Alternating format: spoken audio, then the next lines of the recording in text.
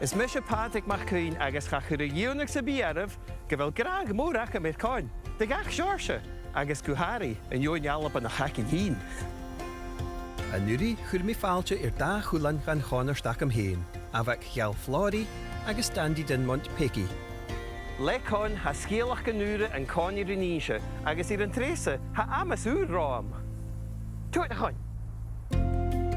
An túrasa ha mí arás agus an áte bhí lora cúgá héin bí mí cainneachir na cáin a ha lora cútegan gai péin. Ja, good boy.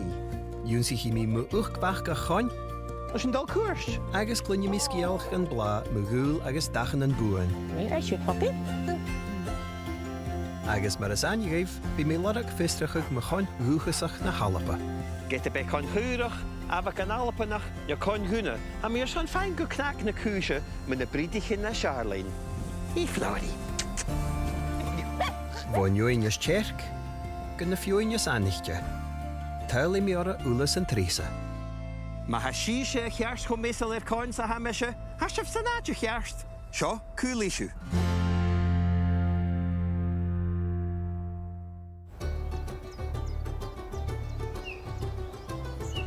An túras seo, bí mí a siúil bh chlátichan hiireach ar a chostan níor dhéas, go élan leois bháiach an an íse gáil. A stát an sitsan seo ar an dlia.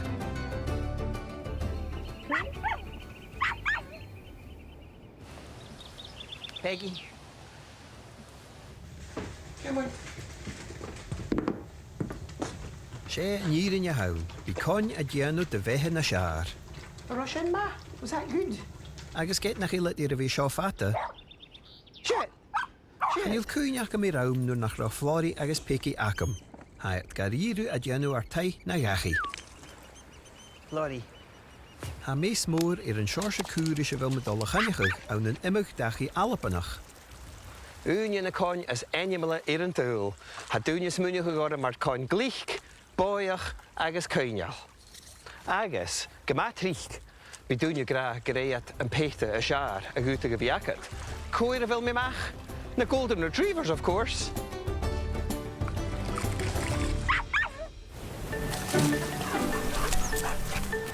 Ir a mesig mar cháin gúna, háisiige gné feisgir a bhanachin an na mian na hochgaflin diag.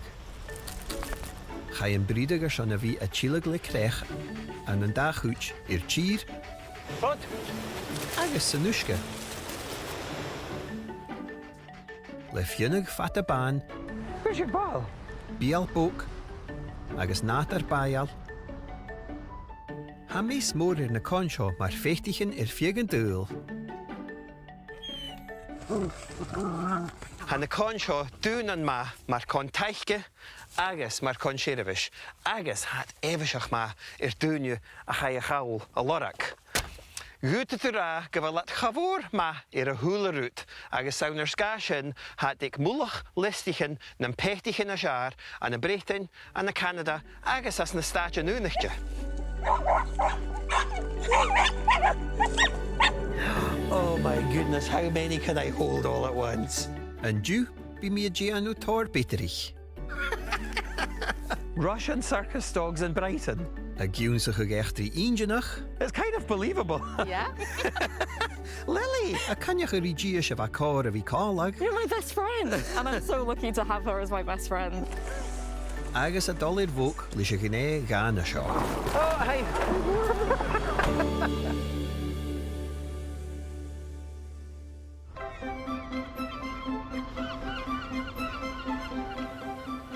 Gus ma húras a háiseachug, ha mír tíon go símil an an sireach ar a túa. Ha mír san barach gaine amach mu na cáin seo, a ha colach go bhfuil at mair a húlacáil nach chéal. Go háirí an tíir is a bhfuil me dola channeachug, apar go bhfuil skills éichise. Troid. Ha sireach ar orthir hir na Alba. He clúteach ar san clátichin éireachgal, fiagmhéthe agus élan bháiach arain. Leis an canar men of Alba. Ha mí ar tíon ar san canneachar í mórna. Oh, han trai a córtaí nach chéal. Oh, ha, ha. Agus suúrsa a ha 8 bliana a gúis.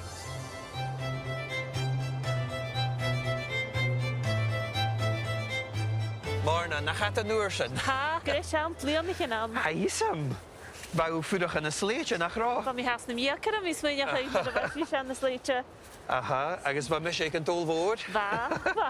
Agus a seirse de chuoineam gra golden éile ac a bhíh an ámat nach rá. Va cú a cinne a rá soracha se golden retriever a víse. Soracha agus seo suúrse. Seo suirse seo. A seirse de thím me sin. Dé thug orst goldens a bhí acah a doiseach. Ba mi riad díach déile a nátarach gus hat chobáchs, chatoliches, se joch an paniche hunta. Sinún rút a dún sich mí me dhéneach sa bí sanigá ag a bhfuil cáin. Nar a larachas tú bríd a ha frécarstást, léine tú a leoa.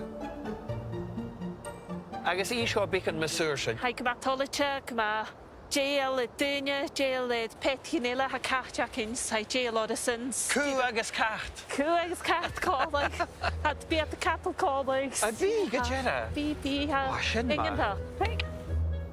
Ba físam nach é nírin a haun nach chuúrin ga cacht is cáin a bhí dáil cálag. Ó, hei ma. Ha fiúnach tú dúbailte díanach Golden Retriever san snáb agus blás. Where's your ball? Rút a hair le fémal ga suúrse agus an scíl háirichte hiiche, ha mi a ginú fiúar a bhí giúnsacha me dhéin. Ach, chuála me se fahan, go bhí sí se dul a stay a sin. Bí ha sursa uabasach jail. A bhil? Idir bhí snab, os joy a bála agus cytach cytchin ar a paddleboard. Oh, Galwarain. bachach. Cú paddleboard, get a bheith colas anasach seo. Suúrse. Sao na hé fast na spíchanta. Súil dí hirig pici is flori me dhéin. Drúg nach i lácin. Well, hai acin as a chadmal caiiris, chorta get desertion in jetumach galeria. Ó, bachach sa hánig. Well, sé rút úr a ha seo gá, agus a fatach gar am fiachanir. Aper, borst! Sin sin Mór na sin calawait tá. sú dacansa. Well, gat me gataia. Ach, suúr sa haus a jéisial? Jéisial gata. Os yn dul yn af. Ha? Hanne ddíach spárs a haun an seo gá suúrse. Trúid suúrsa. Heit. Trúid. Trúid suúrsa. Trúid suúrsa. Trúid. Sé jo echar sich a haun a bharach gyda bhí a píplacha go híndin agus an jeirstacha an daif a hiiche le mórna.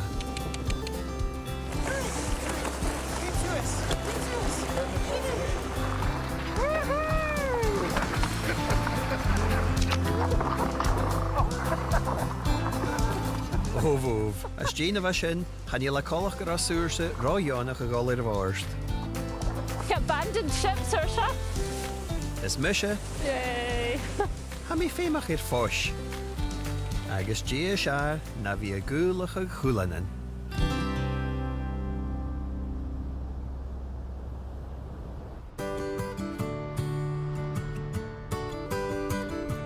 Leis sin ha mí fácail sireach ar a tua, agus a tucail arm go sireach ar an éir agus bailla chamnach.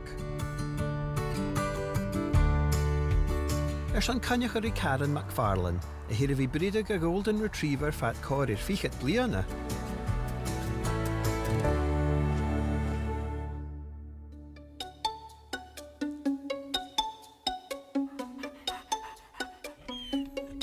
Bhuachin cóig seachgan an golí, rucantaí Karen Alba agus sai amáthair spring na cúlan an Allen seo ar an nún lá. Oh my goodness, it's puppy heaven. Douche Gaharston, waking up. I'll close this gate. Oh my goodness.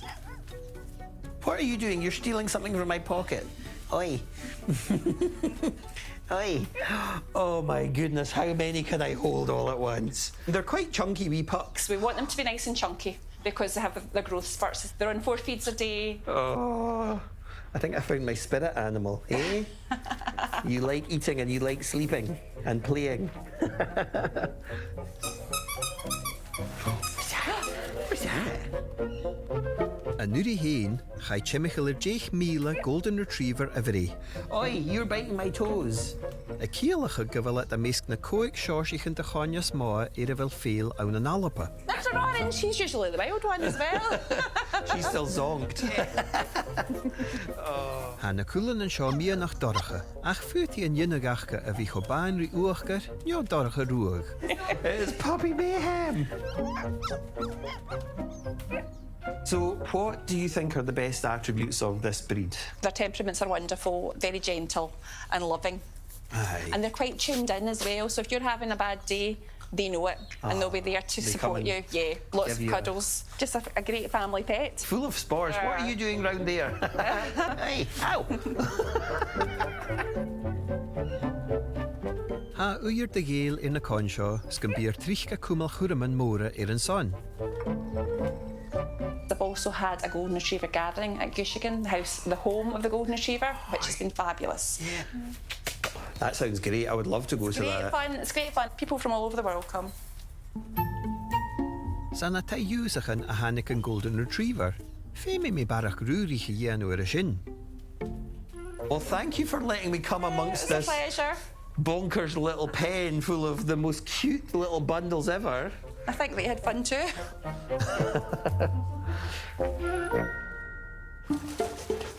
A bechcacha gur golden retriever ein.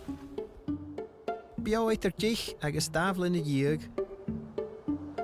Féimi na cáin nach mhór seo an paltas rúm is echar sich. Chuú dáhar a híd a gach lá. Ní gútach go farichat a núne fata. Nar a hícach in na núnagachcha, sear brúise chorára gan na trí thuras san teachcain. Hat furas den riarachig, an ciúnsacha go lua, agus a clúachcha ar sanna bhí na neoféitich an teaghlaich. Bhí lutan na tachar sinna bethe a ha céalacha gil cáine lorach dachaí agus dúne úr, agus chané na cáin héine as carach.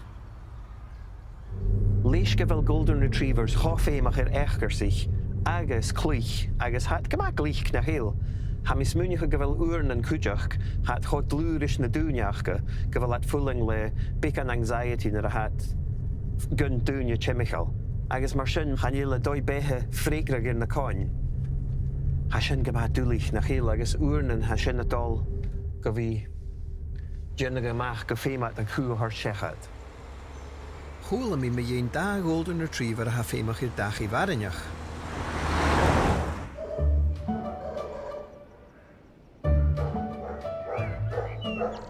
Leis sin, hanig mi go eile dog rescue ann an seirach gáir.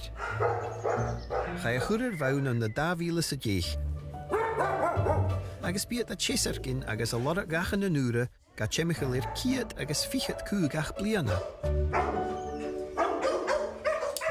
Agus saunrí Lily agus Beluga a ha mi caneach ag an dú. Oh, ha na cáin déisial is an cuairst. Seo at na tían an ish. Hello. Hello. Oh, hello, Beluga. Is an dal cuairst. Whoa. Sinneachtaich bhíoich an súrhallach a haun an clói, agus I héins Lily ar thoiseach.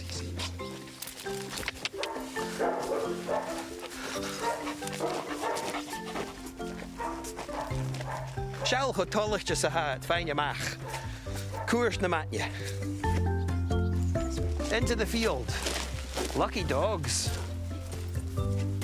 Ha cuairt lail déachtamach ga sláinte an cáin seo.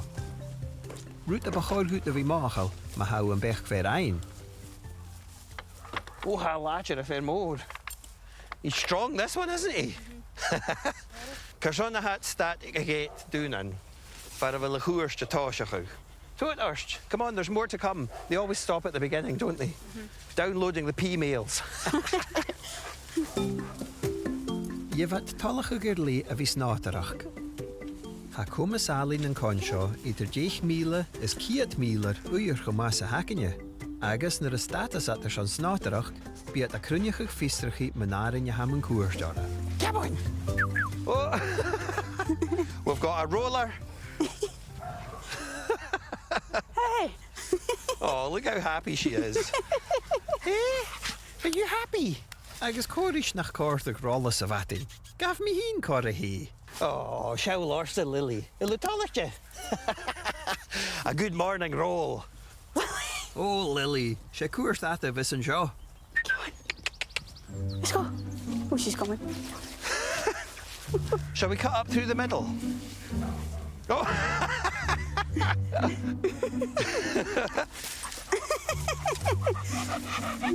Right.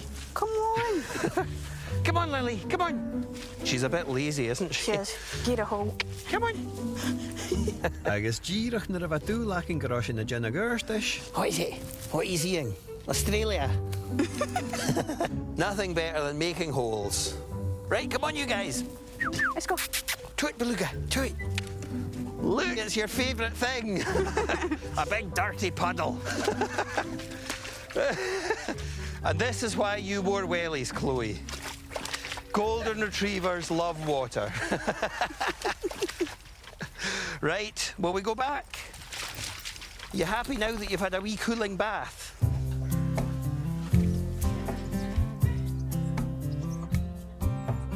Miss Alva, can you me Lorraine Jarden as Jay in the Cheserkin? Och, they're awful They're nice. lovely. She's come a long way. Agus a Joe Nech ich go.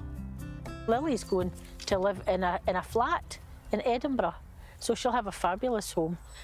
Beluga's going to a country home. Good stuff, very lucky dogs. Well, I hope that everything pans out well for you both, and thanks for letting me come and You're very meet welcome them. anytime at all. Ha me chotálachte gevillet dagen na nure a larach mar ha. Fé me tá Laura.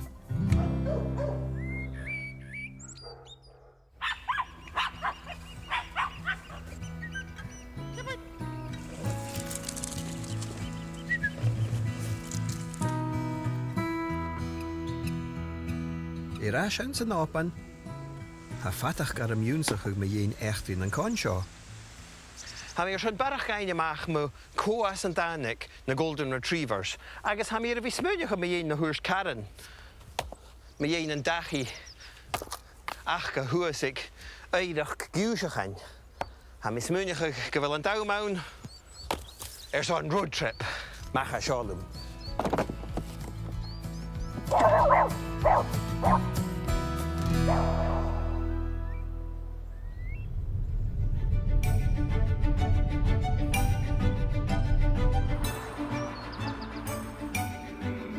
Trichit míle gesier in niche a geldach. Ha eirach giúsachain. Glechgen eirach go bhí an lava na marar Tweedmouth, de húrige móra na Alba.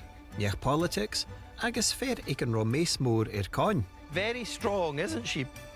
An na mian na hochgevlin giug, híni gessen a hiat golden retriever. If she doesn't want to go, she won't go. Yeah, but Come on, she's Bonnie. gorgeous. Ha mir cannach ri Pam agus an da chuige Bonnie as Rosie. So this is the hallowed Giúsachain house. It is, yeah, where we have lots of visitors come and pay homage. Agus haisha doligisha go, kimmer a hanik a gnesho go bi. What were they originally bred for? They're retrievers, so Yes. what would they be retrieving? Well, it was a shooting estate, so they would be retrieving game, pheasants. So what do you think maybe is in the mix of these dogs? For a long time, it was felt that they originated from Russian circus dogs in Brighton. Russian circus dogs Yeah. in Brighton? Yeah. Well, good jera charotu lakam rishin. There was about 6 in a litter. Lord Tweedmouth met them and bought them all. I can kind of believe the golden retrievers cycling around on bikes or juggling or Yeah. going Yeah. on a trapeze. It's kind of believable. Yeah. Is it true? Sadly, it seems not. Never let the truth get in the way of a good story. No, and who knows? He did buy a yellow dog in Brighton, the male dog called New, which was the foundation of the breed. And it is known that the Tweed Water Spaniel was one of the main contributors. That's an old Scottish breed as well, yeah, isn't that's it? also now extinct. But it lives on in the lines of the Lives Goldens. on in these, yes, and it's known that during the process of breeding on, Lord Tweedmouth did introduce a bloodhound. Well, didn't he do well? Because they pretty much dominate popularity charts the world over. I personally don't think there's a better breed, but Yeah. Well, thank you so much for taking me to Gaelic House. Yeah, what a special treat to be here with Goldens, eh? Oh, they're awful nice, aren't they? You just want cuddles, don't you? Oh.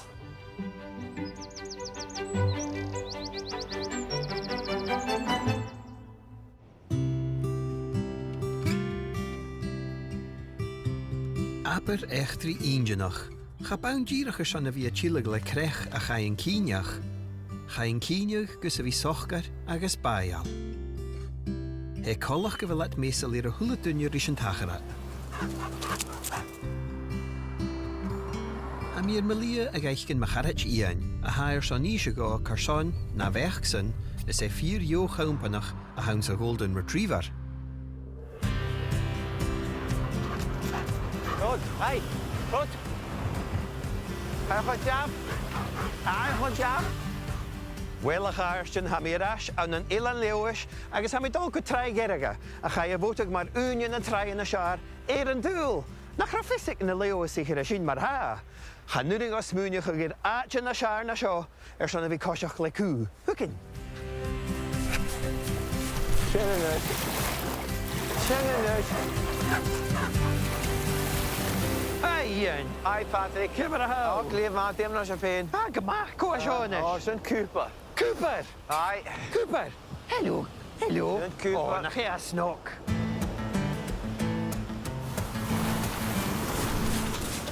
Jehu korst Goldens a fiacat. Tioch begeul, maar we hebben hier te raken houden naar morgen kijken in Jelaan. Zo van kan we nog wel begeul van. Hoe gaat het jou weet? Aha. Dan gaan we hartjes zeggen dus. Ha, het was nas cwmynta, nes. Ha, ha. Agus he sonner i lwch an y lof i'r drai, na chyw. Ha, ha, ha. Heri fi snafs a hwla sian. Ga stata. Veel kwam naar stata. Ga je klaar daar? Ach, wie mooi. Skuld wie mooi van het jul. Hier is een mooi toch. Sinne, da charat sa siaran, ie. Oh, hi.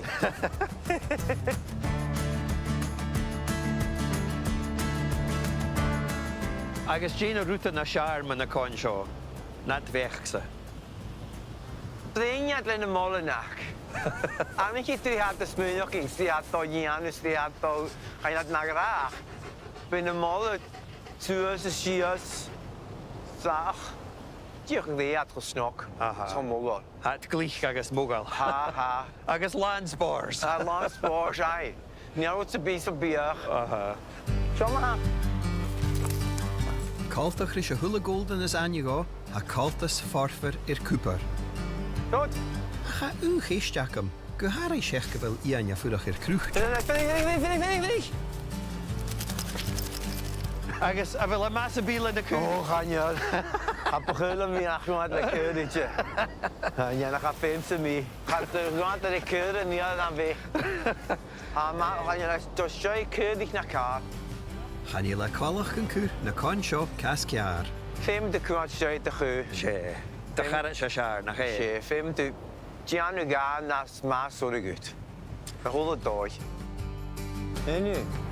Sjen, nu is hij gewoon vlug. A shen go 4 sagas ian.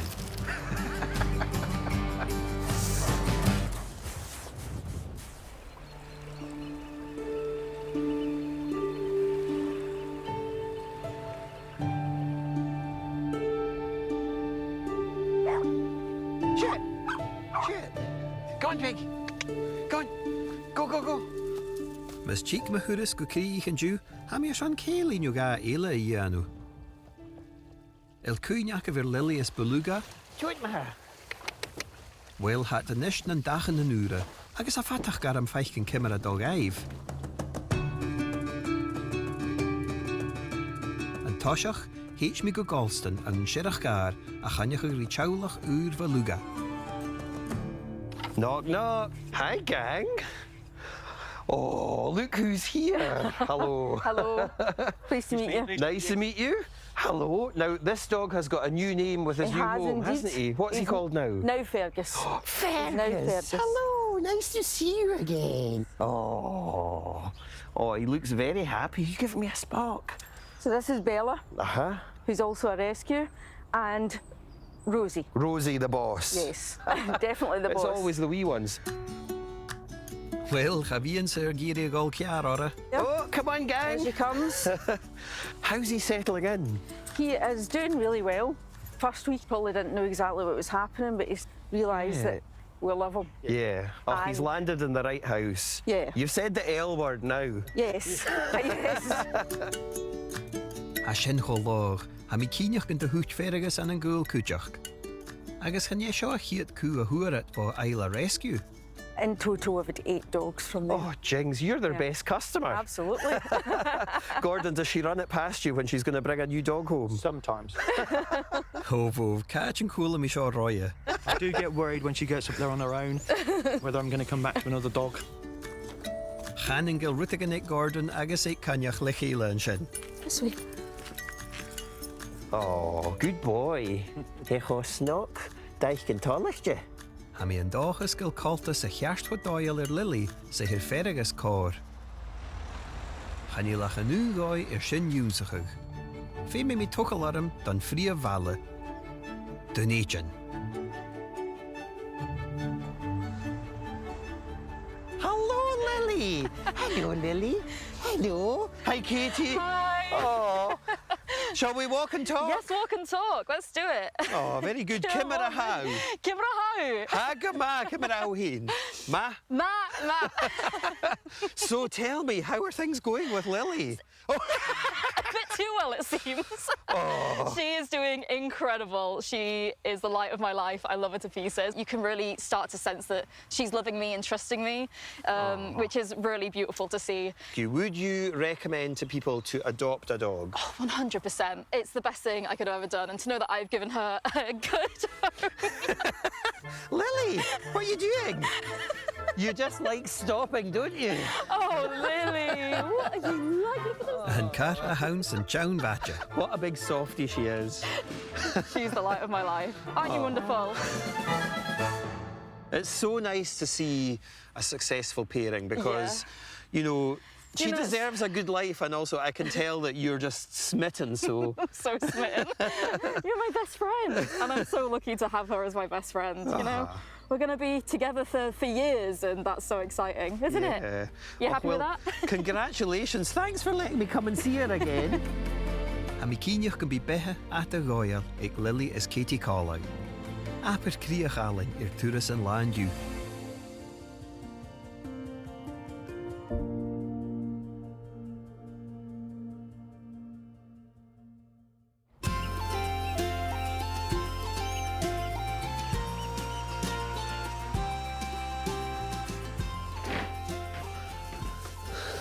Aper turas a hir a bhí acham. Chor the hula minachrum a bhí giúnsa chum a dhéin agus a bhí cursechat a núne callerish na Golden Retrievers. Sé nír an hacham na ra mi gíse gut, hat cho snakris an ár. Ha mi tuk sin glan héin carson ha dúne cho mesalare. Agus, chor the rum cúteach a bhí feichin Lily agus fergus a dolchan na dachan an úra. Ha mi dachas gan jík gamagaibh. An gar a bhór a bhír ut an Lily a gíse gá go ddíc.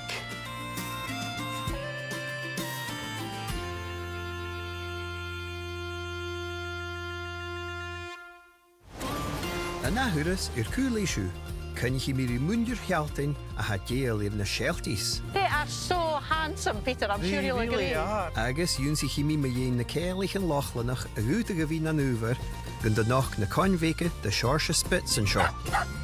Sin coin a bheith ceanna tú Yorkra agus bhil an tí. Oh my goodness! Agus mar a bheith dúl, bí cúlan an out.